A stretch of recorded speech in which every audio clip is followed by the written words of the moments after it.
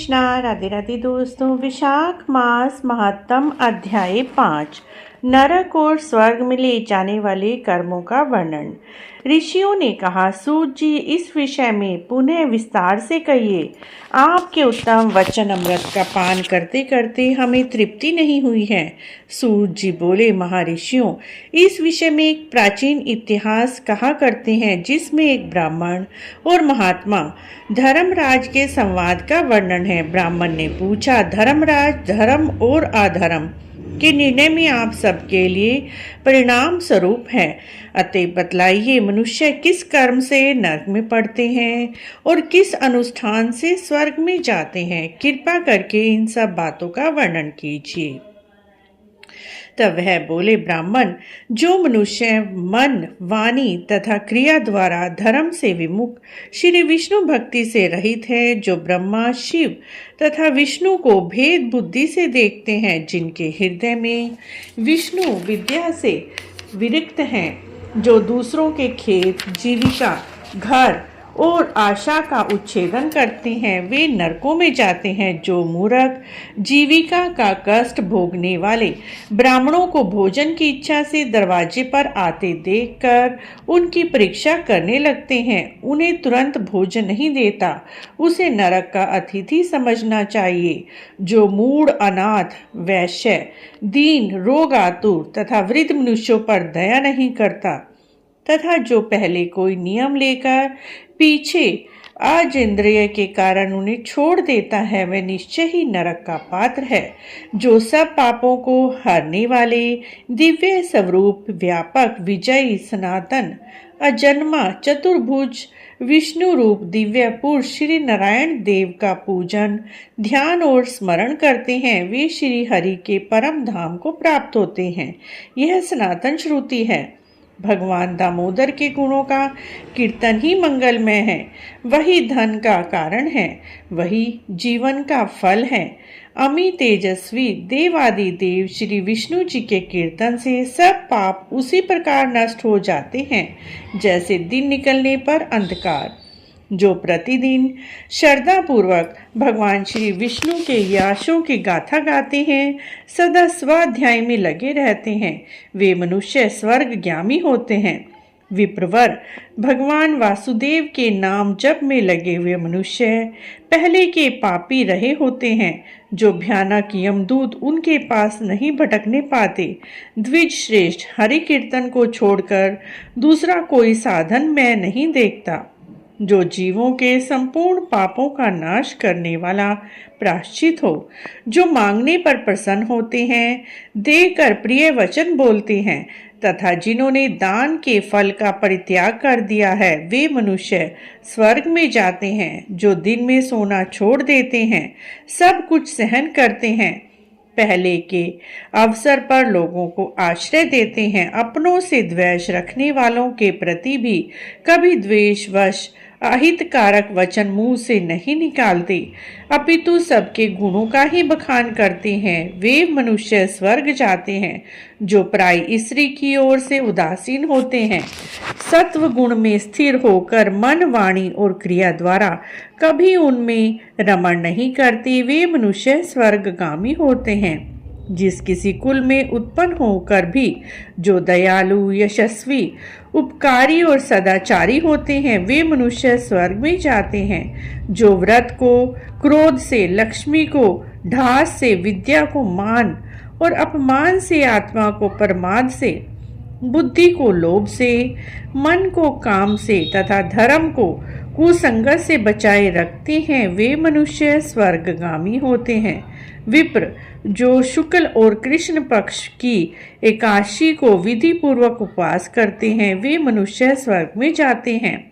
समस्त बालकों का पालन करने के लिए जैसे माता बनाई गई है तथा रोगियों की रक्षा करने के लिए जैसे औषधि की रचना हुई है, उसी प्रकार संपूर्ण लोगों की रक्षा के निमित्त एकादशी तिथि का निर्माण हुआ है। एकादशी के व्रत के समान पाप से रक्षा करने वाला कोई दूसरा साधन नहीं है।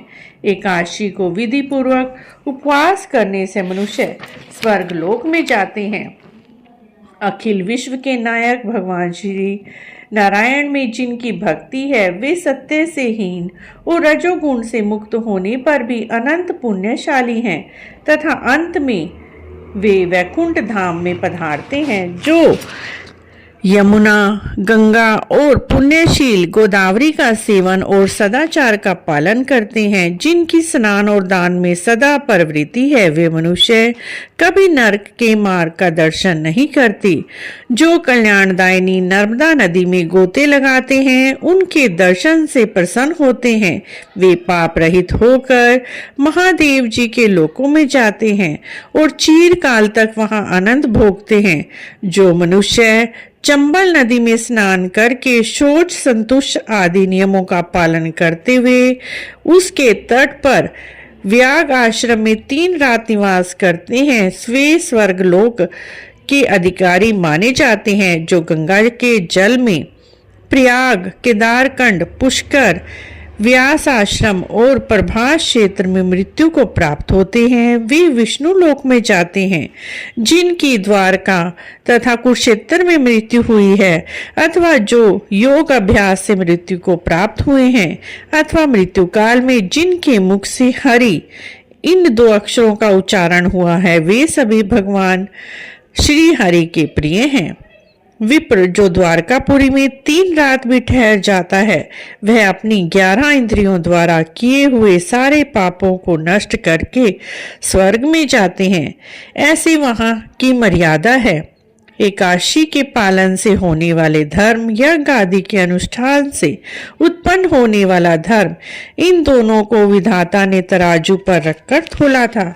उस समय इनमें से पहले का ही पलड़ा भारी रहा। ब्राह्मण जो एकादशी का सेवन करते हैं, जो अच्युत्य अच्युत्य कहकर भगवत नाम का कीर्तन करते हैं, उन पर मेरा शासन नहीं चलता। मैं तो स्वयं ही उनसे बहुत डरता हूँ। जो मनुष्य प्रत्येक मास में 1 दिन अमावस्या को श्राद्ध के नियमों का पालन करते हैं, ऐसा करने के कारण जिनके पितृ तृप्त रहते हैं, वे धन्य हैं, वे स्वर्गगामी होते हैं। भोजन तैयार होने पर जो आदर पूर्वक दूसरों को परोसते हैं और भोजन देते समय जिनके चेहरे के रंग में परिवर्तन नहीं होता, वे शिष्ट पुरुष स्वर्ग लोक को जाते हैं। जो मृत्यु लोक के भीतर श्री नर नारायण के आवास स्थान बद्रिक आश्रम में के तट पर 3 रात निवास करते हैं, वे धन्यवाद के पात्र हैं और भगवान श्री विष्णु जी के प्रिय हैं। ब्राह्मण जो मनुष्य पुरुषोत्तम के समीप जगन्नाथपुरी में 6 मास तक निवास कर चुके हैं, वे दर्शन मात्र से समस्त पापों को हर लेने वाले हैं। जो अनेक जन्मों से पुण्य के प्रभाव से काशीपुरी में जाकर मणिकर्णिका के जल में गोते लगाते हैं और श्री विष्णु विश्वनाथ जी के चरणों में मस्तक झुकाते हैं, वे भी इस लोक में आने पर मेरे वंदनीय होते हैं। जो श्री हरि की पूजा करके पृथ्वी पर कुश और तिल बिछाकर और तिल बिखेरते हुए लोह और दूध देने वाली गोदान करके विधि पूर्वक मृत्यु को प्राप्त होते हैं, वे मनुष्य स्वर्ग को जाते हैं। इति विशाख महत्तम 5वें अध्याय की जय। 5वां अध्याय संपूर्ण हुआ। आपको भी विशाख महत्तम अच्छा लग रहा है तो आप हमारे चैनल को जरूर सब्सक्राइब करें, लाइक करें, वीडियो को शेयर भी करें। कमेंट बॉक्स में जय माधव भगवान अवश्य लिखें।